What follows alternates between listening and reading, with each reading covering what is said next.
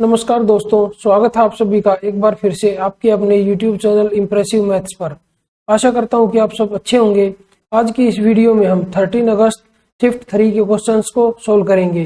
तो चलिए स्टार्ट करते हैं अपने क्वेश्चन नंबर 1 से। क्वेश्चन नंबर 1 में हमें क्या दिया हुआ है, एक पुरुष और एक महिला एक साथ मिलकर किसी कार्य को 66 डेज में पूरा कर सकते हैं। उनकी कार्य क्षमता का अनुपात 3:2 है।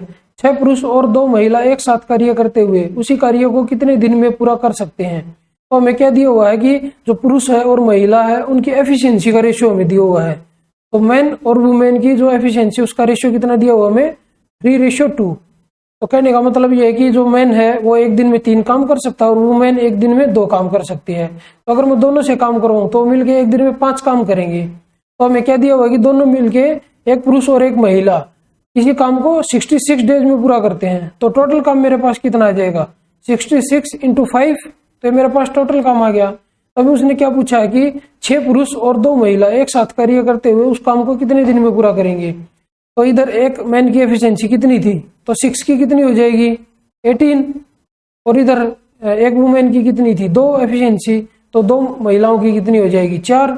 अगर मैं इसको ऐड करूं तो टोटल एफिशिएंसी मेरे पास कितनी आ जाएगी 22। तो मतलब वो दोनों मिलके मैन और वुमेन, मतलब 6 तो मैन और 2 वुमेन, ये मिलके 22 काम करते हैं एक दिन में। तो काम कितना है टोटल मेरे पास 66 × 5। तो अगर मैं इनका निकालू कितने दिन में पूरा करेंगे तो 22 से डिवाइड करूंगा तो 3 पे कटेगा। तो कितने दिन आ गया 15 डेज।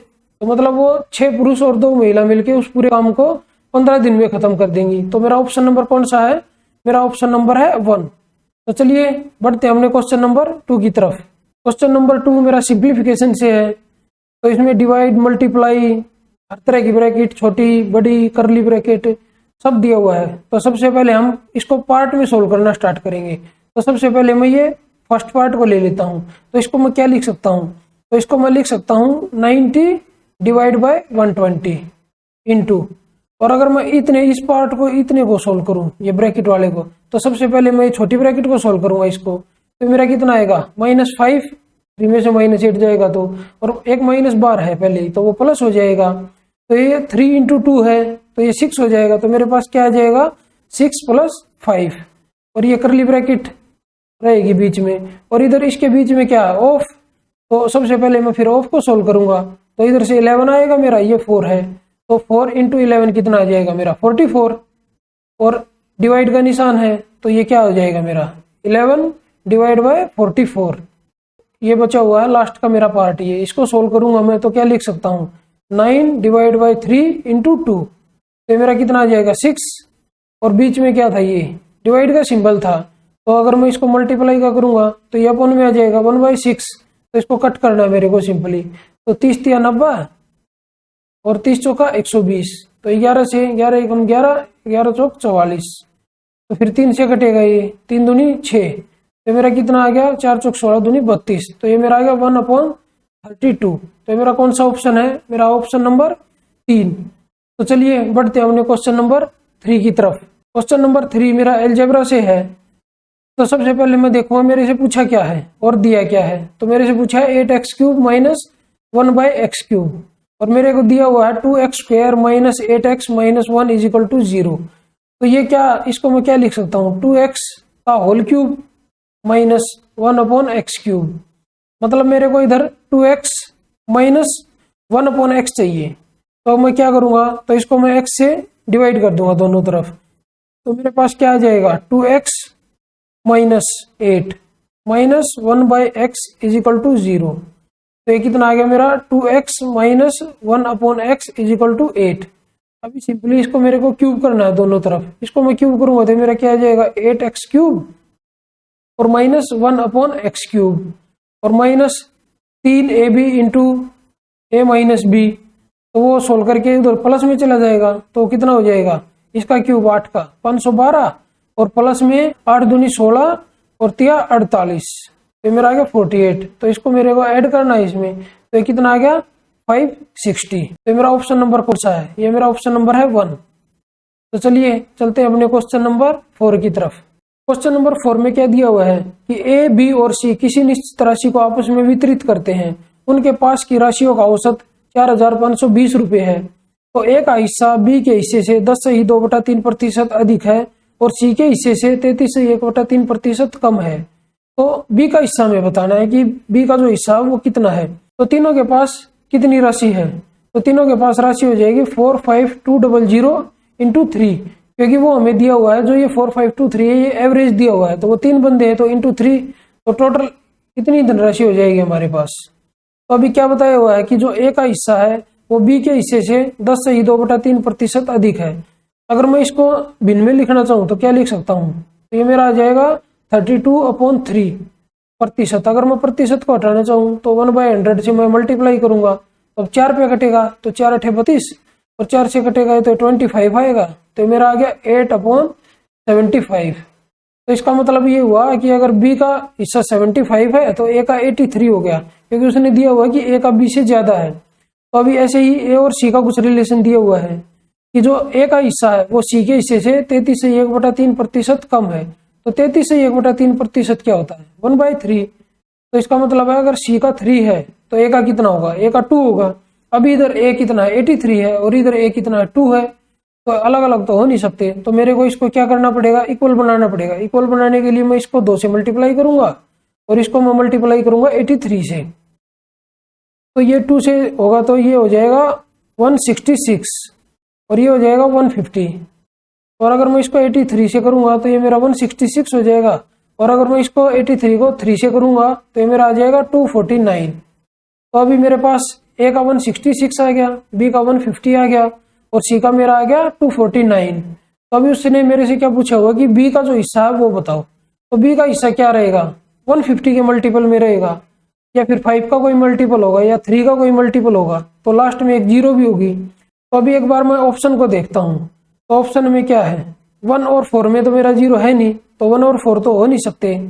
तो अभी क्या हो सकता है मेरा, या तो ऑप्शन नंबर 2 होगा या मेरा ऑप्शन नंबर 3 होगा, दोनों में से कोई एक होगा। अभी मेरे को देखना है कि 15 का मल्टीपल मतलब 3 या 5, तो ये क्या है, ये ऑप्शन नंबर 3 क्या है, ये मेरा 5 का तो मल्टीपल है लेकिन 3 का मल्टीपल नहीं है, तो ये भी मेरा ऑप्शन नहीं हो सकता। तो मेरा आंसर कौन सा आएगा, मेरा आंसर आएगा ऑप्शन नंबर 2 और यही मेरा राइट आंसर होगा। तो चलिए चलते हैं नेक्स्ट क्वेश्चन की तरफ, क्वेश्चन नंबर 5। क्वेश्चन नंबर 5 में हमें कह दिया हुआ है कि बी का अधिकतम मान ज्ञात करें, मतलब बी की हमें जो मैक्सिमम वैल्यू है वो बतानी है कि जिससे 30A68B ए ग्रेटर देन बी संख्या 11 से डिविजिबल हो। तो संख्या मेरे को क्या दी हुई है 30A68 और बी। तो 11 से जो डिविजिबल का रूल होता है वो क्या होता है कि जो ओड नंबर पे हैं और जो इवन नंबर पे हैं टर्म्स, उनको ऐड करके और उनका जो डिफरेंस आएगा या तो 0 आएगा या फिर कोई 11 का मल्टीपल आएगा। तो मैं देख लेता हूं, जैसे 3 है और a है और 8 है, तो इनको ऐड करके क्या आएगा मेरा 11 प्लस a और मेरा ये जो है 0 6 और b, अगर मैं इनको ऐड करूं तो ये मेरा क्या आएगा 6 प्लस b। अगर मैं इसमें से इसको माइनस करूंगा 11 प्लस a में से 6 माइनस b को माइनस करूंगा, या तो वो 0 आएगा या मेरा आएगा 11 का कोई मल्टीपल। तो मैं 11 प्लस a में से 6 प्लस b को ही क्यों माइनस कर रहा हूं, क्योंकि मेरे को दिया हुआ है कि जो a है a की वैल्यू है वो b की वैल्यू से ज्यादा है। तो अगर मैं पहले वाले में से दूसरे वाले को माइनस करूंगा तो मेरा a माइनस बी आएगा। तो चलो माइनस करते हैं, तो मेरा क्या आ जाएगा, तो a माइनस बी प्लस 5। तो अभी या तो ये 0 के इक्वल होगा या फिर 11 का कोई डिविजिबल होगा। तो अभी इधर 5 दिया हुआ और मेरे को a दिया हुआ है कि a बड़ा है और b छोटा है, तो क्या रहेगा, तो मतलब ये माइनस में तो आ नहीं सकती है वैल्यू a माइनस बी, तो वो क्या आएगा मतलब 11 आना चाहिए। तो 11 लेके आने के लिए क्या होगा, तो a माइनस बी मेरे पास क्या होना चाहिए, a माइनस बी मेरे पास 6 होना चाहिए। तो वो 6 कैसे आ सकता है। अभी उसने ये एक बात और बोली है कि b का जो अधिकतम मान मैक्सिमम वैल्यू है, मैक्सिमम वैल्यू कब आएगी, जब अगर मैं a की मैक्सिमम वैल्यू ले लेता हूँ, तो a की मैक्सिमम वैल्यू मैं क्या ले सकता हूँ 9। अभी अगर मेरे को 6 लेके आना है a माइनस बी, तो b की जो वैल्यू मैं क्या रख सकता हूँ इधर, तो b की वैल्यू मैं 3 रखूंगा, तभी तो 9 माइनस 3 6 आएगा और प्लस 5 11 हो जाएगा। तो मेरा b की वैल्यू कितनी आएगी जो मैक्सिमम आएगी, तो b की वैल्यू मेरी आएगी 3। तो वो कौन सा ऑप्शन है, वो है मेरा ऑप्शन नंबर 3। तो चलिए चलते हैं अपने नेक्स्ट क्वेश्चन की तरफ, क्वेश्चन नंबर 6। क्वेश्चन नंबर 6 में हमें क्या दिया हुआ है कि एक वृत्त A B is equal to 8.4 centimetre, B C is equal to 9.8 centimetre और C D is equal to 5.6 centimetre. भुजाओं वाले एक चतुर्भुज ए बी सी डी की सभी 4 भुजाओं को स्पर्श करता है। भुजा एडी की लंबाई सेंटीमीटर में ज्ञात करें। तो सबसे पहले मैं क्या करूंगा, एक चतुर्भुज बना लेता हूं ए बी सी डी। तो ये मेरा हो गया ए बी सी डी, तो इसको मैं ए मान लेता हूं, इसको बी, इसको सी और इसको डी। तो अभी क्या दिया हुआ है कि एक सर्कल है, इसकी चारों भुजाओं को टच करता है। तो अभी एक सर्कल ड्रॉ कर लेता हूं जो इसकी चारों भुजाओं को टच करेगा। तो मैंने एक सर्कल ड्रॉ कर लिया जो इसकी चारों भुजाओं को टच कर रहा है। अभी मेरे को क्या दिया हुआ है कि A B is equal to 8.4 centimetre, तो ए बी 8.4 है और B C is equal to 9.8 centimetre और C D is equal to 5.6 centimetre. तो मेरे को निकालना क्या, मेरे को एडी की लंबाई ज्ञात करनी है, तो ये मेरे को बतानी है। तो इसकी प्रॉपर्टी क्या होती है कि जो सामने की भुजाएं होती है उनका जोड़ बराबर होता है। तो इधर क्या रहेगा, A B plus C D इसके इक्वल होगा B C plus A D. अगर मैं A B plus C D को ऐड करूं तो ये कितना हो गया मेरा, 8 और 5 13 और 1 14, ये मेरा हो गया 14 इज इक्वल टू, ये मेरा आ जाएगा 9.8 और प्लस ए डी।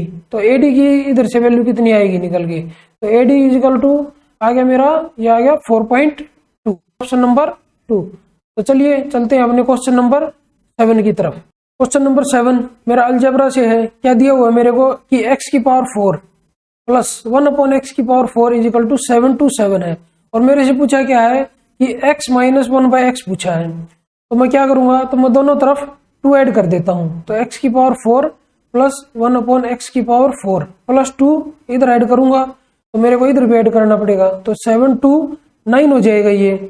तो ये क्या आ गया, x square plus 1/x square का होल स्क्वायर आ गया। तो ये कितना है, ये 27 आ जाएगा मेरा इधर, क्योंकि 27 का स्क्वायर है। तो अभी इधर मैं क्या करूंगा, मेरे को क्या चाहिए, x माइनस 1/x चाहिए। तो वो कब बन सकता है, तो इसमें से मैं 2 माइनस करूंगा, इधर -2 किया मैंने, तो इधर भी -2 करूंगा, तो मेरा क्या बन जाएगा, तो x माइनस 1/x का होल स्क्वायर। तो ये कितना आ गया इधर 25। तो इधर से मेरा x माइनस 1/x कितना आएगा निकल के, तो मेरा 5 आ जाएगा। तो वही मेरे को क्वेश्चन में पूछा है, तो मेरा कौन सा ऑप्शन है, तो मेरा ऑप्शन नंबर है ऑप्शन नंबर 4। तो चलिए चलते हैं अपने नेक्स्ट क्वेश्चन, क्वेश्चन नंबर 8 की तरफ। क्वेश्चन नंबर 8 मेरा डीआई से है। क्या दिया हुआ है, कोई एक बार ग्राफ दिया है, कुछ डाटा है, उसमें क्या है कि इंस्टीट्यूट ए, इंस्टीट्यूट बी और कुछ ईयर्स दिए हैं 14, 15, 16, 17 और 18। तो हमसे पूछा क्या है, किस वर्ष में संस्थान ए में नामांकित छात्रों की संख्या उसी वर्ष संस्थान बी में नामांकित छात्रों की संख्या से x% कम है। और क्या दिया हुआ हमें कि जहां x की जो वैल्यू है वो 25% से तो ज्यादा है और 30% से कम है। निकालेंगे यहाँ पे, तो जो बी इंस्टीट्यूट है उसका हम 30% निकाल के देखेंगे। तो अगर वो उससे ज्यादा वैल्यू जाएगी तो वो मेरा ऑप्शन नहीं होगा। और एक बार हम निकाल के देखेंगे 25%, तो अगर वो उससे कम रहेगी तो वो भी हमारा आंसर नहीं रहेगा। तो चलिए पहले हम 30% से स्टार्ट करते हैं। तो चलिए 2014 से ही चेक कर लेते हैं। तो बी का मेरा कितना दिया हुआ है 225, तो इसका 10% कितना है 22.5 हो जाएगा। और इसका 30% अगर मैं निकालूंगा तो मेरा हो जाएगा 22 से 66 और 1.5 ऐड करूंगा तो मेरा हो जाएगा 67.5। तो इसमें डिफरेंस कितना है ए इंस्टीट्यूट और बी इंस्टीट्यूट में, तो ये 160 से और ये है 225, तो ये कितना हो गया मेरा 60 और ये 5। तो ये आया, इसके अंदर जो मेरा डिफरेंस है वो 65 का है और इधर 30% है 67.5। मतलब ये जो 65 है ये 30% से तो कम है, तो ये मेरा आंसर हो सकता है। तो मैं इसी को चेक कर लेता हूँ। नीचे क्या दिया हुआ है मेरा 160 है और इधर है 225। तो इसका अगर मैं 25% निकालूं तो इसका ये 10% तो मेरे को पता ही है 22.5 है। इसका 20% कितना हो जाएगा 45 और इसका आधा और तो 11.25, तो मेरा कितना हो जाएगा, ये मेरा हो जाएगा 56.25। तो मेरा आया कितना है, इधर डिफरेंस जो है वो 65 है, मतलब 56.25 से तो ज्यादा है और 67.5 से कम है। तो मतलब 25% से वो ज्यादा वैल्यू है और 30% से वो वैल्यू कम है। तो क्या हो गया, तो इसका मतलब वो जो ईयर है मेरा 2014, वो 2014 में ये कंडीशन पॉसिबल हो रही है। तो पहला चेक करते ही मेरे को आंसर मिल गया। तो नेक्स्ट में चेक करूंगा नहीं और यहीं पे अपना आंसर टिक मार्क करूंगा। तो मेरा कौन सा है, ऑप्शन नंबर 4। तो चलिए बढ़ते हमने क्वेश्चन नंबर 9 की तरफ। क्वेश्चन नंबर 9 में मेरे को क्या दिया हुआ है कि अतुल 20 रुपए क्रय मूल्य वाला ब्रेड खरीदता है और दुकानदार को 100 रुपए का नोट देता है। दुकानदार उसको 2 रुपए, 5 रुपए और 10 रुपए मूल्य वर्ग के सिक्कों में शेष धन देता है। यदि इन सिक्कों का अनुपात 5:4:1 है तो दुकानदार 5 रुपए के कितने सिक्के देता है। तो मेरे पास क्या क्या दिया हुआ है उसने कि 100 रुपए उसने दिए थे दुकानदार को और 20 रुपए का उसने सामान खरीद लिया। तो दुकानदार उसको कितने, सबसे पहले तो 80 रुपीज वापिस करेगा। तो दुकानदार उसको 2 रुपए के कुछ सिक्के देता है, 5 रुपए के कुछ सिक्के देता है और 10 रुपए के कुछ सिक्के देता है। और वो किस अनुपात में देता है कि ये 5:4:1, तो इस अनुपात में देता है। तो उसने मेरे से पूछा क्या हुआ कि दुकानदार जो 5 रुपए के जो सिक्के हैं वो कितने सिक्के हैं। तो 5 रुपए के जो सिक्के का अनुपात है वो इधर कितना 4। तो मेरा आंसर क्या होगा, या तो 4 होगा या 4 का कोई मल्टीपल होगा। तो ऑप्शन देख लेता हूँ सबसे पहले मैं, तो मेरा ऑप्शन नंबर 1 नहीं होगा और ऑप्शन नंबर 3 भी नहीं होगा। तो मेरा आंसर किस में से होगा, या तो ऑप्शन नंबर 2 में से या फिर ऑप्शन नंबर 4 में से। तो अभी मेरे को पता चला नहीं, तो एक बार मैं देख लेता हूँ। तो मतलब 2 रुपए के अगर उसने 5 सिक्के दिए तो मेरे को 10 रुपए उसने वापिस किए, और इधर 5 रुपए के 4 सिक्के दिए तो उसने 20 रुपए वापिस किए, और इधर 10 रुपए का एक सिक्का दिया तो 10 रुपए दिए। तो टोटल रुपए कितने हो गए, 20 और 10 30 और 10 40। लेकिन वो बोल कितना रहा है 80, तो उसका कितने गुना है, 2 गुना है। तो जो सिक्के थे तो वो भी डबल होंगे, तो कितने हो जाएंगे, वो 8 सिक्के हो जाएंगे। तो मेरा ऑप्शन कौन सा होगा, ऑप्शन नंबर 2। तो चलिए बढ़ते हैं हमने क्वेश्चन नंबर 10 की तरफ। क्वेश्चन नंबर 10 में मेरे को क्या दिया हुआ कि एक वृत्ताकार पार्क का क्षेत्रफल 12,474 मीटर स्क्वायर है। पार्क के चारों ओर 3.5 मीटर चौड़ा मार्ग है। तो मार्ग का क्षेत्रफल हमें बताना है। तो क्या है, ये एक पार्क बना लेता हूँ सबसे पहले। तो मैं वृत्ताकार पार्क, ये मेरा पार्क हो गया। इसका एरिया उसने मेरे को दिया हुआ है 12474 मीटर स्क्वायर। तो अभी क्या बताया कि उसके पार्क के चारों तरफ एक रास्ता है। तो मैं एक रास्ता ड्रॉ कर लेता हूँ उसके चारों तरफ। और इस रास्ते की चौड़ाई कितनी दी हुई है मेरे को, इस रास्ते की चौड़ाई मेरे को दी हुई है 3.5 मीटर। तो अभी क्या पूछा है, जो ये रास्ता है चारों तरफ, मेरे को इस रास्ते का एरिया पूछा उसने। तो एरिया मैं कैसे निकाल सकता हूँ, तो ये जो एक बड़ा सर्कल बन गया इसकी रेडियस मेरे को मालूम हो और छोटे की रेडियस मैं निकाल लूंगा, एरिया दिया हुआ है। तो उससे बड़े के एरिया में से मैं छोटे का एरिया फिर माइनस कर दूंगा।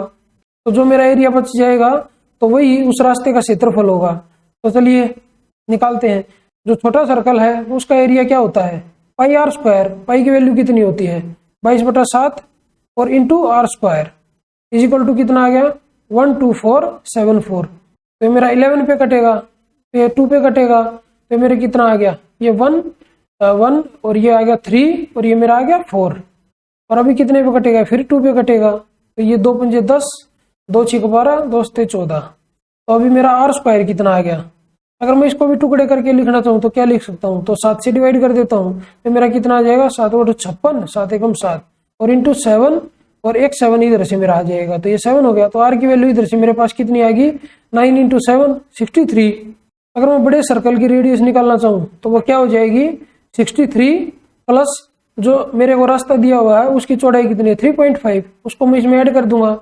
तो मेरे पास कैपिटल आर कितना आ जाएगा 66.5। अब अगर मैं बड़े सर्कल में से छोटे सर्कल का एरिया माइनस करता हूं तो रास्ते का एरिया आ जाएगा। तो उसका फॉर्मूला क्या होता है, pi r square capital minus pi r square small. तो इसको मैं क्या लिख सकता हूं, पाई आर प्लस आर और इंटू आर माइनस आर। तो पाई मेरा क्या होता है 22/7 इंटू आर प्लस आर कितना होगा, दोनों को मैं ऐड करूंगा तो ये मेरा हो जाएगा 129.5 पॉइंट को हटा के मैं 10 लिख देता हूँ इसके नीचे। तो इंटू, तो ये इसका कितना है आर माइनस आर कितना है 3.5। तो इसको मैं क्या लिख लूंगा 35.10। अब इसको कट करते हैं सिंपली, 7 से ये 5 पे कटेगा, ये 5 से 2 पे कटेगा और ये 2 से कितना कटेगा 11 पे। अभी मेरा 11 इंटू 1295 और डिवाइड बाय 10 है। तो अभी मेरे को पता चल गया, तो यूनिट डिजिट तो 5 आएगी। तो हर एक में मेरे को यूनिट डिजिट 5 दी हुई है। तो नेक्स्ट मेरा क्या आएगा, अगर मैं इसको 11 से मल्टीप्लाई करूं तो लास्ट में तो 11 पंजे 55 तो 5 आएगा। तो अभी 11 9 99 और 5 उसमें ऐड होगा तो 104 आएगा। तो इधर 4 आएगा और बीच में पॉइंट आएगा। तो अभी ऑप्शन देखता हूं, तो ऐसा कौन से ऑप्शन में है, तो ऐसा सिर्फ एक ही ऑप्शन है, ऑप्शन नंबर 3, और यही हमारा राइट आंसर होगा। तो चलिए बढ़ते हैं हमने क्वेश्चन नंबर 11 की तरफ। क्वेश्चन नंबर 11 में मेरा क्या दिया हुआ है कि कोई दुकानदार अपनी सामग्री पर उनके क्रय मूल्य से 30% अधिक मूल्य अंकित करता है और अंकित मूल्य पर 10% की छूट देता है। 6.5% अधिक लाभ प्राप्त करने के लिए उसे अंकित मूल्य पर कितनी छूट प्रतिशत देनी चाहिए। तो सबसे पहले मैं सीपी मान लेता हूँ, सीपी में ले लेता हूँ 100। अभी उसने बोला है कि 30% अधिक मूल्य अंकित कर दिया, तो मार्क प्राइस मेरा कितना आ जाएगा 130। फिर उसके बाद उसने बोला कि 10% की उसने उसको छूट दे दी।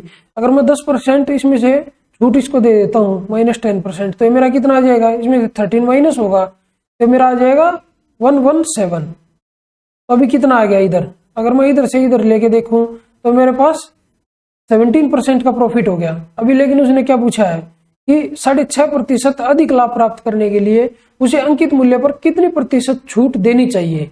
तो 17% तो मेरे पास आ ही गया प्रॉफिट जो है। अभी वो बोल रहा है कि 6.5% और ज्यादा करना है, तो इसमें मैं ऐड करूंगा तो कितना आ जाएगा 23.5%। तो मेरा आ गया 23.5%। तो मेरा इधर कितना आना चाहिए था 117 की जगह, तो मेरा इधर आना चाहिए था 123.5। तो 130 में से 123.5 जाएगा तो कितना आएगा 6.5। तो ये इसका कितना परसेंट है, अगर मैं 130 का 10% लूं तो कितना आएगा मेरा 13 और 6.5 क्या इसका हाफ है, तो 10 का हाफ कितना हो जाएगा 5%।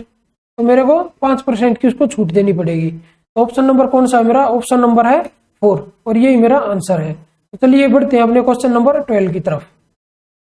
क्वेश्चन नंबर 12 में मेरे को दिया हुआ है कि दो समान राशियां क्रमशः 6% और 10% वार्षिक साधारण ब्याज पर उधार ली जाती है। पहली राशि दूसरी राशि की तुलना में 2 वर्ष बाद वापस की गई और प्रत्येक स्थिति में राशि 1105 थी। प्रत्येक योजना में कितनी राशि उधार ली गई। तो मेरे को क्या दिया होगी, दो समान राशियां हैं तो वो राशि भी सेम है और प्रत्येक स्थिति में इतनी राशि प्राप्त होती है। तो बाद में जो मिश्र धन जो भी अमाउंट मेरे को मिला वो भी सेम है और जो मेरा प्रिंसिपल था वो भी सेम है और रेट अलग अलग दी हुई है 6% और 10%। और मेरे को क्या दिया हुआ है कि पहली जो राशि है दूसरी राशि की तुलना में 2 वर्ष बाद वापस की गई। जो ये राशि है एक तो 6% वाली जिसपे 6% इंटरेस्ट मिलता है और एक है 10% वाली। तो ये बोल रहा है कि जो 6% वाली है ये 2 साल बाद वापस की गई है 10% वाली से। तो मैं मान लेता हूं इस पे अगर टी टाइम है तो इसके पास t+2 टाइम होगा, ये t+2 टाइम बाद वापस की गई होगी।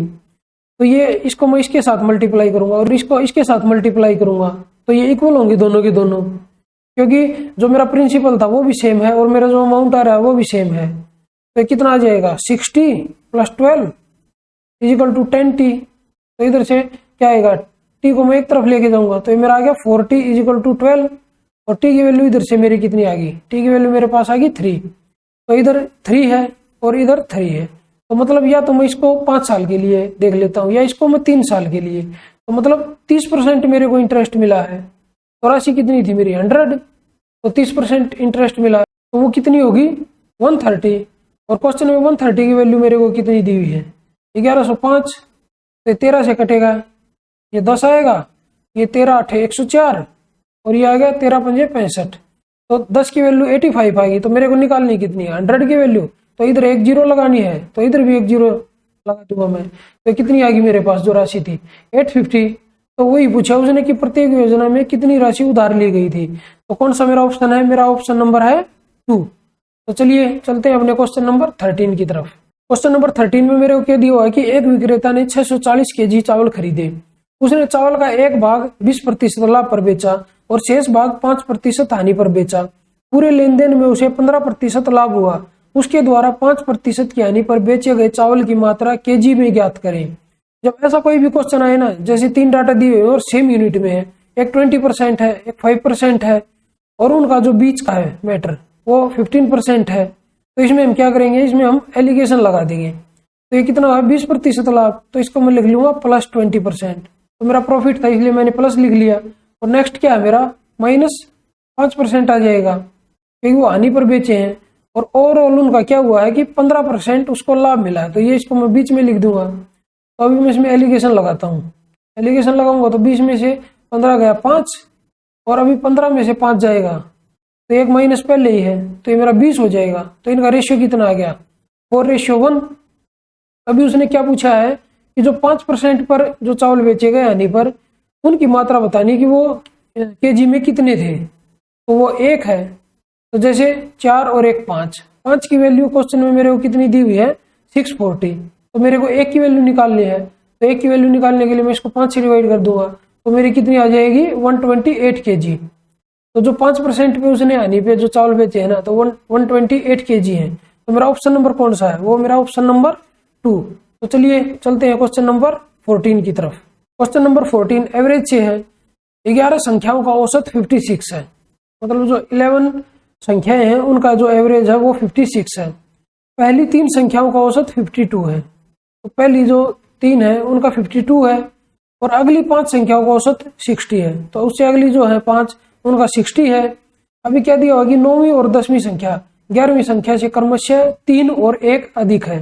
तो मतलब मेरे पास कौन सी 9वीं 10वीं और 11वीं ये 3 संख्या होगी। अभी उसने बोला कि 9वीं और 10वीं संख्या 11वीं से 3 और 1 अधिक है, तो 11वीं को मैं x मान लेता हूं। तो मेरी कितनी आ जाएगी x+1 और ये मेरी हो जाएगी x+3। और अभी इधर मैं देखूं तो ये 3 संख्याओं का औसत 52 है, तो इससे कितना कम है 4 कम है। कितनी संख्याओं पे 3 पे, तो ओवरऑल कितना कम हो गया मेरे पास 12। और अभी इधर ये 56 से ये कितना ज्यादा है 4 ज्यादा है। कितनी संख्याओं पे 5 पे, तो ओवरऑल कितना ज्यादा हो गया मेरे पास 20 ज्यादा हो गया। अगर मैं दोनों का ऐड करूं तो मेरे पास +8 आ गया, मतलब 8 प्लस इनके पास है। तो जो 3 संख्या बची हुई है तो इनके पास 8 कम होगा। तो मैं 3 संख्या निकालूंगा सबसे पहले। तो 3 संख्या सभी का उसने बोला कि जो एवरेज है वो 56 है। तो तीनों का कितना होगा, तो मैं इनको मल्टीप्लाई करूंगा 3 से 56 को, 56 इंटू 3, तो 3 6 18 1, 3 5 15 और 1 16, तो मेरा 168 आया। लेकिन 8 क्या है, 8 तो इधर है प्लस ज्यादा, तो ये कितना बचेगा इनके पास, तो इनके पास बचेगा 160। तो तीनों का जो योग है वो 160 के इक्वल है, तो प्लस और इजिकल टू 160। तो मेरे पास कितना आ गया 3x इजिकल टू 4 इधर जाएगा, तो मेरे पास 156 आएगा। तो x की वैल्यू इधर से कितनी आई मेरी 3 5 15, 3 दूनी 6, तो मेरी x की वैल्यू आई 52। तो मेरे से पूछा क्या है कि 9वीं और 11वीं संख्याओं का औसत। तो 9वीं ये वाली संख्या है और 11वीं ये है, तो 52 तो था ही था, तो 52 इसके पास है, 52 इसके पास है। अब ये 3 ज्यादा है, तो क्या करेंगे इसको इक्वली डिवाइड कर देंगे। 1.5 इसको दे देंगे, 1.5 इसको, तो 52 में मैं 1.5 ऐड कर दूंगा, तो कितना आएगा एवरेज 53.5। तो वो मेरा ऑप्शन नंबर कौन सा है, वो मेरा ऑप्शन नंबर 3 53.5। तो चलिए बढ़ते हैं अपने क्वेश्चन नंबर 15 की तरफ। क्वेश्चन नंबर 15 मेरा अलजेब्रा से है। क्या दिया हुआ मेरे को x minus 1/x is equal to 1 है। तो निकालना क्या है मेरे को x की पावर 8 प्लस 1 अपॉन x की पावर 8 मेरे को निकालनी है। तो सिंपली क्या मैं स्क्वायर करता चलूंगा। तो अगर मैं फर्स्ट टाइम स्क्वायर करूंगा तो मेरे पास क्या आ जाएगा x square plus 1 upon x square, और -2 आएगा तो वो दूसरी तरफ चला जाएगा, तो 1 + 2 कितना हो जाएगा 3।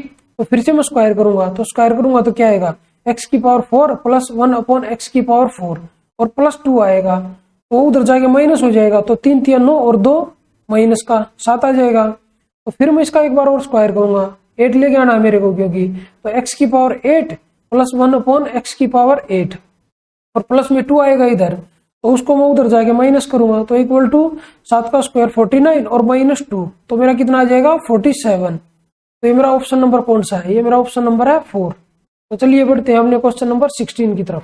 क्वेश्चन नंबर 16 में मेरे को क्या दिया होगी, एक समान चाल से चलते हुए किसी रेलगाड़ी को 370 किलोमीटर की दूरी तय करनी थी। 100 किलोमीटर चलने के बाद कुछ तकनीकी खराबी के कारण रेलगाड़ी अपनी सामान्य चाल से 5 किलोमीटर प्रति घंटा की कम चाल से चलती है, तो रेलगाड़ी 36 मिनट देरी से पहुंचती है। तो रेलगाड़ी की सामान्य चाल किलोमीटर प्रति घंटा में कितनी थी। तो 5 किलोमीटर अगर कम होगी तो मैं देख लेता हूँ, सबसे पहले ऑप्शन देखता हूँ। तो ऑप्शन में क्या है, ये 5 का मल्टीपल, ये 5 का, ये भी 5 का, ये 5 का मल्टीपल नहीं है, तो मैं इसको 1 मिनट के लिए छोड़ देता हूँ, इसको नहीं लेता। तो मैं मान लेता हूँ उसकी स्पीड मेरे पास 45 40 50 इनमें से कोई भी एक होगी। अभी उसने 5 का डिफरेंस बोला है, और क्या बोला है कि मेरे को दिया हुआ है कि जो 100 किलोमीटर की चाल थी वो चलने के बाद कुछ खराबी आई है, तो 100 किलोमीटर तक तो अपनी नॉर्मल चाल से चलती रही होगी। तो जो बाद में दिक्कत आई तो वो 270 जो किलोमीटर बचे थे उसके अंदर ही आई होगी, और उस टाइम पे चाल कितनी रही होगी, या तो 50 रही होगी, या 40 रही होगी, या 45 रही होगी। और बोल क्या रहा है कि 36 मिनट लेट पहुंची। तो 36 मिनट को अगर मैं इसको आवर्स में कन्वर्ट करूं तो 60 से डिवाइड कर दूंगा तो ये कितना आ जाएगा, ये मेरा आ जाएगा 0.6 आवर्स। तो ये डिफरेंस जहां पे भी आएगा ना 5 स्पीड कम करने के बाद, तो उधर से मैं अपना आंसर पता कर सकता हूं। तो सबसे पहले मैं इसको 40 से डिवाइड करूंगा, फिर इस 270 को मैं 45 से डिवाइड करूंगा और फिर इस 270 को मैं 50 से डिवाइड करूंगा। जिन दो चाल के बीच 0.6 का डिफरेंस आया तो वही मेरा आंसर होगा। तो मैं देख लेता हूँ, इसको कट करूंगा तो ये कितना आएगा, 4 6 24, 4 7 28 और 4 5 20। और इससे मैं करूंगा तो ये 9 से कटेगा तो 9 5 45, 9 3 27 30, तो मेरा आ गया 6। इसको मैं कट करूंगा तो मेरा कितना आ जाएगा, 5 5 25 और 5 का 20। ये इधर 6 है और इधर 5.4, तो मतलब कितना डिफरेंस आ गया मेरा, 0.6 का डिफरेंस आ गया। और वही मेरे को देखना था कि 0.6 का डिफरेंस कहाँ पे आ रहा है। मतलब जो नॉर्मल चाल थी पहले वो 50 किलोमीटर प्रति घंटा थी और 5 कम करने के बाद वो 45 होगी। तो पहले वो 5.4 घंटे ले रही थी, फिर 5 कम करने के बाद वो 6 घंटे लेने लगी। तो मेरी नॉर्मल चाल कितनी रही होगी, तो मेरी नॉर्मल चाल रही होगी 50 किलोमीटर प्रति घंटा। तो कौन सा ऑप्शन है, ऑप्शन नंबर 1। तो चलिए बढ़ते हैं हमने क्वेश्चन नंबर 17 की तरफ। क्वेश्चन नंबर 17 में मेरे को क्या दिया हुआ है कि ट्राइंगल ABC सिमिलर है ट्राइंगल DEF और ABC का जो एरिया है वो 13.5 सेंटीमीटर स्क्वायर है और DEF का जो एरिया है वो 24 सेंटीमीटर स्क्वायर है।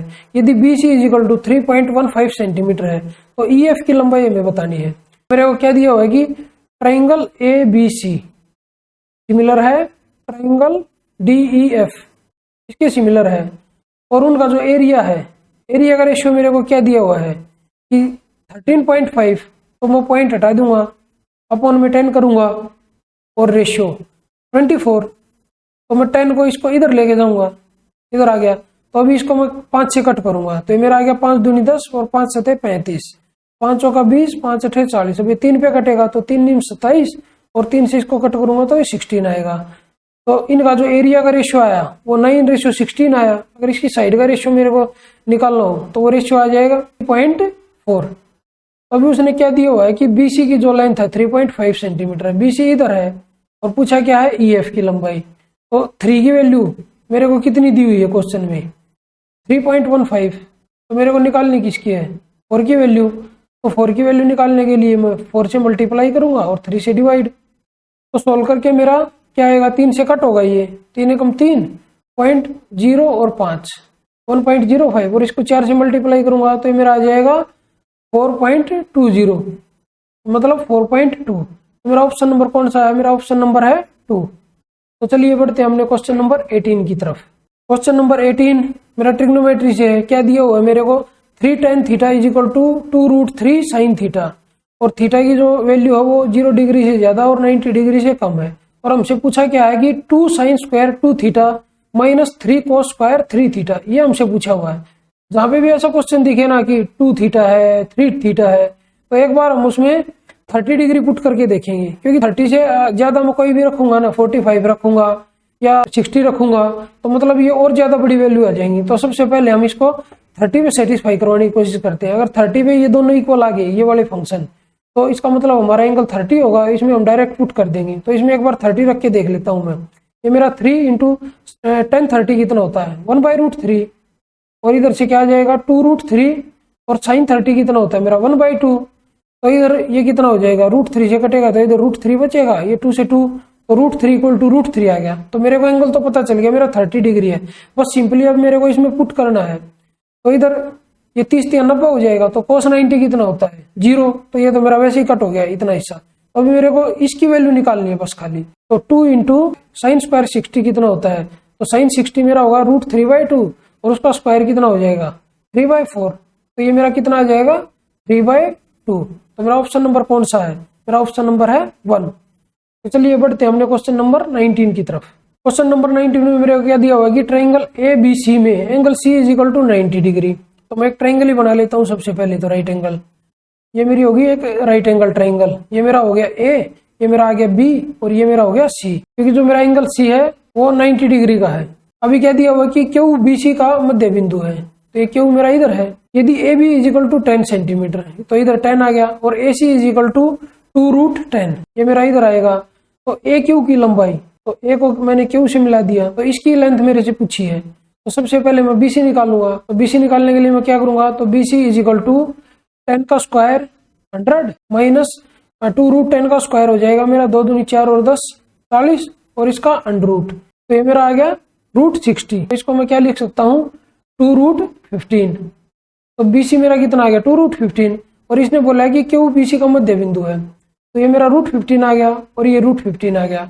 अभी उसने ए क्यू की लेंथ पूछी है, तो ए क्यू सी ये भी एक राइट एंगल ट्राइंगल है, तो इसमें भी पाइथागोरस लगा देता हूँ फिर से। तो ए क्यू इक्वल टू मेरा हो जाएगा 2√10 का स्क्वायर, 2 दूनी 4 और 10 40, और प्लस में 15 का स्क्वायर कितना हो जाएगा 15, और उसका अंडर रूट, तो मेरा कितना आ जाएगा √55। तो ए क्यू की वैल्यू मेरी कितनी आएगी, √55। ऑप्शन नंबर कौन सा मेरा, ऑप्शन नंबर है 4। तो चलिए बढ़ते हमने क्वेश्चन नंबर 20 की तरफ। क्वेश्चन नंबर 20 मेरा डीआई से है, कोई बार ग्राफ दिया हुआ है उसका हमें अध्ययन करना है, और जो क्वेश्चन पूछा है वो हमें बताना है। तो चलिए एक बार डाटा देख लेते हैं, हमें क्या क्या डाटा दिया हुआ है एग्जामिनर ने। तो हमें क्या दिया हुआ है कि कुछ प्रोडक्शन है और कुछ ईयर्स हैं, और एक्स वाई और जेड हैं। तो हमसे पूछा क्या है कि दी गई 5 वर्ष की अवधि में किस कंपनी में अधिकतम औसत उत्पादन था। मतलब जो मेरे को एक्स वाई और जेड दी हुई है, ये 3 कंपनी है, वो पूछ रहा है कि किस कंपनी में औसत अधिकतम उत्पादन था। तो एक बार मैं डाटा पे नजर मार लेता हूँ, मेरे को क्या क्या डाटा दिया हुआ है। तो एक बार मैं देखता हूँ कि मेरे को 5 ईयर्स दिए हुए हैं, और जो भी डाटा दिया हुआ वो मेरा 5 के मल्टीपल में है। तो सबसे पहले तो मैं ऊपर लिख लेता हूँ कि एक्स वाई और जेड ये तीनों कंपनी होगी, क्योंकि मेरे को अधिकतम बताना है, तो तीनों का मैं निकालूंगा। इसमें जिसका मेरा ज्यादा होगा वही मेरा आंसर हो जाएगा।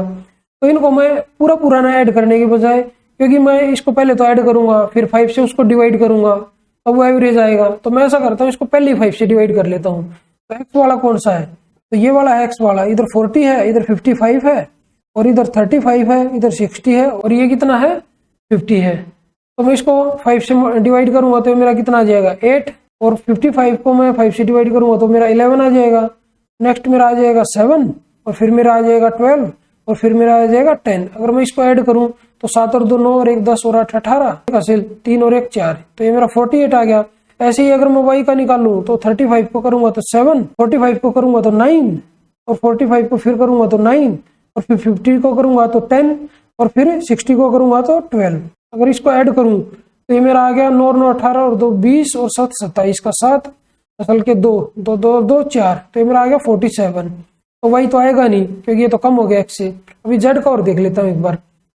तो इधर 45 है, इसको मैं डिवाइड करूंगा तो 9 आएगा 45 को, और 50 को करूंगा तो मेरा 10 आएगा। ऐसे ही 55 को करूंगा तो 11 आएगा, 45 को करूंगा तो 9 आएगा, और इधर 45 को करूंगा तो 9 आएगा। तो ऐड करता हूँ तो मेरा अगर 9 30 27 और 1 28 8 2, तो 2 और 2 4। तो एक्स और जेड का क्या है मेरे पास सेम आ गया 48 और 48। तो एक्स और जेड बोथ। ऑप्शन नंबर कौन सा है मेरा, ऑप्शन नंबर 3। तो चलिए बढ़ते हैं अपने नेक्स्ट क्वेश्चन की तरफ। क्वेश्चन नंबर 21 में मेरे को क्या दिया होगी, 2 केंद्रीय वृत्तों की त्रिज्या 12 सेंटीमीटर और 13 सेंटीमीटर है। तो सबसे पहले मैं 2 सर्कल ड्रॉ कर लेता हूँ। ये मेरा बड़े वाला सर्कल है, और ये इसके अंदर एक मेरा छोटे वाला सर्कल है। तो इनका सेंटर ले लेता हूँ। इसकी रेडियस कितनी है छोटे सर्कल की, ये 12 है, और बड़े सर्कल की रेडियस कितनी है 13 है। अभी उसने क्या दिया होगी, ए बी बड़े वृत्त का व्यास है, तो मैं इसको इधर मिला लेता हूँ। तो मेरा ए पॉइंट आ गया, और ये मेरा बी पॉइंट आ गया, और ये मेरा जो सेंटर था इसको मैं ओ मान लेता हूँ। और क्या दिया हुआ है कि बी डी छोटे वृत्त की स्पर्श रेखा जो इसे बिंदु डी पर स्पर्श करती है, तो मैं इसको इधर से बी तक मिला लेता हूँ, और ये मेरा पॉइंट डी, क्योंकि उसने दिया हुआ कि जो छोटे वृत्त को डी पर स्पर्श करता है। इसको मान लेता हूँ मैं पॉइंट सी है। तो अभी मैं ए और सी को भी मिला लेता हूँ। तो उसने मेरे से क्या पूछा है कि ए डी की लंबाई मेरे को बतानी है। तो क्या करूंगा मैं, सबसे पहले मेरे को ये मालूम है कि ये 90 डिग्री होगा, तो मैं ट्राइंगल ओ डी बी इसमें पाइथागोरस लगा दूंगा, तो ये मेरा 5 आ जाएगा। तो अगर ये 5 है तो ये भी मेरा 5 है, और ये भी मेरे को 13 दिया ही हुआ है क्योंकि ये रेडियस है। तो अभी अगर मैं दोनों ट्राइंगल में देखूं ओ बी डी और ए बी सी, तो ये क्या है इधर कि O B upon A B is equal to B D upon B C. इसका मतलब ये दोनों सिमिलर होगी, तो मेरी triangle O B D similar हो जाएगी ट्राइंगल ए बी सी के। तो सिमिलर होने का मतलब है अगर ये मेरा एंगल 90 डिग्री है तो ये वाला एंगल भी मेरा 90 डिग्री हो जाएगा। और अगर ये 12 है तो ये मेरा 24 हो जाएगा, क्योंकि ओ भी मेरा कितना था 13 और ए भी मेरा कितना था 26। तो कितना आएगा इसको कट करके 1/2 आएगा। मतलब अगर ये 1 है तो ये 2 है, तो अगर इधर ये 12 था तो ये इसका डबल होगा 24। तो अभी मेरे को सिंपली क्या करना है कि ट्राइंगल ए सी और डी में पाइथागोरस लगा देनी है और ए डी की वैल्यू मेरे को पता चल जाएगी। तो ए डी निकालने के लिए मैं क्या करूंगा, A D is equal to 24 का स्क्वायर प्लस 5 का स्क्वायर और उसका अंडर रूट। तो 24 का स्क्वायर कितना होगा मेरा 576 और प्लस 25 और उसका अंडर रूट। इसको ऐड करूंगा तो कितना आ जाएगा 6 और 5 11 1 7 और 2 9 और 1 10 की 0 साल का 1। तो अंडर रूट आ गया मेरा 601। अगर ये 625 होता तो 25 का होता, तो मतलब ये 25 से कम का है तो 24 पॉइंट समथिंग आएगा। तो ऑप्शन देख लेता हूँ 24 पॉइंट समथिंग कौन सा है। तो मेरा एक ही ऑप्शन है, कौन सा है, ऑप्शन नंबर 2। तो चलिए बढ़ते हैं हमने क्वेश्चन नंबर 22 की तरफ। क्वेश्चन नंबर 22 ट्रिग्नोमेट्री से है। फंक्शन दिया हुआ है मेरे को 3 second theta plus 4 cos theta minus 4√3 is equal to 0। तो हमसे पूछा गया है कि थीटा की वैल्यू बताओ, सिंपली थीटा की वैल्यू बतानी है। तो अभी मैं देख लेता हूँ कि ये जो टर्म है और माइनस 4√3 इक्वल टू 0 के है। तो जो ये इतनी टर्म है 3 second theta plus 4 cos theta, ये 4√3 होनी चाहिए, तभी तो 4√3 में से 4√3 माइनस करूंगा तो 0 आएगा। ऐसी थीटा की वैल्यू क्या हो सकती है जिसमें √3 आता हो, तो वो थीटा की वैल्यू 30 डिग्री होगी। तो इसमें एक बार मैं पुट करके देख लेता हूँ। तो 3 इंटू सेकेंड 30 क्या होगा 2/√3 और प्लस 4 इंटू कोस 30 क्या होगा मेरा √3/2। इसको मैं सिंपली सोल्व करूंगा तो इससे कट हो गया, इधर √3 आ जाएगा और ये इससे कट होगा तो ये 2 आ जाएगा। तो ये 2√3 और 2√3 तो 4√3 और ये माइनस का 4√3 था तो 0 आ गया। तो इसका मतलब थीटा की वैल्यू मेरी कितनी आ गई, थीटा की वैल्यू मेरी आई 30 डिग्री। ऑप्शन नंबर कौन सा मेरा ऑप्शन नंबर 4। तो चलिए बढ़ते हैं हमने क्वेश्चन नंबर 23 की तरफ। क्वेश्चन नंबर 23 मेरा डीआई से है। मेरे को कुछ डाटा दिया हुआ है तो देख लेते हैं। मेरे से पूछा क्या है, कुल सभी दिनों में नॉन एसी श्रेणी में कितनी सीटें खाली हैं। तो नॉन एसी कौन सी है, तो नॉन एसी एक तो ये वाली है और एक नॉन एसी ये है। तो उसने बोला कि कितनी सीटें खाली हैं, तो टोटल सीटें दी हुई है हमें। तो सेकंड क्लास नॉन एसी में 900 सीटें हैं टोटल और फर्स्ट क्लास नॉन एसी में 500 सीटें हैं। तो मंडे को कितनी है 850 भर की तो 50 खाली है उसमें से, 840 भर की तो 60 खाली है, 830 भर की तो 70 खाली है, 790 भर की तो 110 खाली है, 840 भर की तो 60 खाली है। तो इनको ऐड करूंगा तो ये 0 6 और 1 7 और 7 14 और 6 20 और 5 25 5 तो 2 और 1 3। तो मेरे को पता चल गया कि सेकंड क्लास नॉन एसी में 350 सीटें खाली है। तो ऐसे ही मैं फर्स्ट क्लास नॉन एसी में देख लूंगा। तो टोटल 500 सीटें थी तो 460 भर की तो 40 खाली होगी, तो 400 भर की तो 100 खाली होगी, 390 भर की तो 110 खाली होगी, 480 भर की तो 20 खाली है, 470 भर की तो 30 खाली है। तो अगर मैं इनको ऐड करूं तो ये 0 3 2 5 और 1 6 और 4 10 की 0 असल का 1 तो ये होगी 300। तो इनको अगर मैं टोटल ऐड करके बताऊं तो ये मेरा कितना हो जाएगा 650। तो टोटल मिला के मेरे पास सेकंड क्लास नॉन एसी और फर्स्ट क्लास नॉन एसी में 650 सीटें खाली हैं और वही मेरे से पूछा है। तो मेरा ऑप्शन नंबर कौन सा है, तो मेरा ऑप्शन नंबर है 2। तो चलिए बढ़ते हमने क्वेश्चन नंबर 24 की तरफ। क्वेश्चन नंबर 24 में मेरे को एक ट्रिग्नोमेट्रिक फंक्शन दिया हुआ है और उसकी वैल्यू पूछी है। तो एक बार ऑप्शन पे नजर मार लेते हैं। ऑप्शन मेरा -2 -3 0 और 2 है। तो इसका मतलब ये जो एंगल दिए हुए ना इनका कोई मतलब नहीं है, इनको मैं कुछ भी पुट कर सकता हूँ। जैसे अल्फा इधर मेरे को दिया हुआ है एक एंगल, तो इसको मैं अगर 0 भी रख दूंगा तो मेरी जो आंसर है उस पर कोई फर्क नहीं पड़ेगा। तो मैं अल्फा को एक बार 0 रख देता हूँ। तो इधर से मेरा क्या बचा tan 45 और cot 45 दोनों 1 1 होते हैं। तो 1/1 कितना आ गया मेरा 1 माइनस।